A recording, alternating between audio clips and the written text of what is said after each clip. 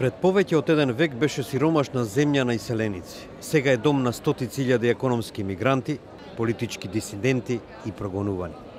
Околу 1,5 милиони швеѓани меѓу 1850 и 1920 година избегаа од глад и беда, населувајќи се главно во Северна Америка. Шведската неутралност за време на Втората светска војна и овозможи на нејзината индустрија да процвета. Од 50-тите до 80-тите години на минатиот век многу финци, италијанци, грци, шпанци и југословени дојдоа во Шведска за да работат во рудниците, железарниците и текстилната индустрија.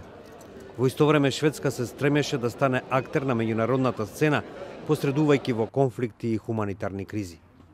Во 70-тите години Шведска стана безбеден рај за бегалците од Виетнам и јужноамериканските диктатури, како и за христијанските малцинства од Блискиот Исток. Но Шведска и натаму во голема мера беше хомогена земја, а приливот странци не предизвикуваше многу дебата. Тоа се промени по доаѓањето на 125.000 бегалци од поранешна Југославија меѓу 91 и 95 година. Пред 4 години Шведска ги отвори вратите за барателите на азил од Сирија, Авганистан и Ирак. Таа прими над 160.000 баратели на азил, што е најголем број по глава на жител меѓу европските земји. Но сега стравувањето од влијанието на глобализацијата врз работните места, старењето на населението и неуспехот да се интегрираат малцинските групи во земјата само го поттикна растежот на десничарските партии.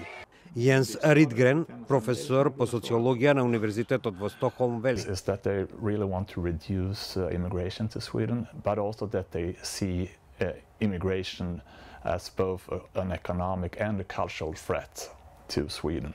Анкетите пред неделните избори укажуваат дека 1 од 5 гласачи во Шведска најверојатно ќе поддржи партија со екстремно десничарски корени.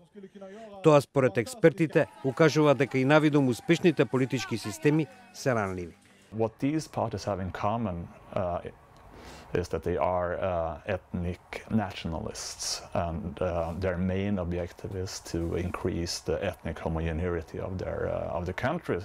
Во минатата година во Шведска, земја од 10 милиони луѓе, имаше скоро 2 милиона жители родени во странство или околу 19% од населението.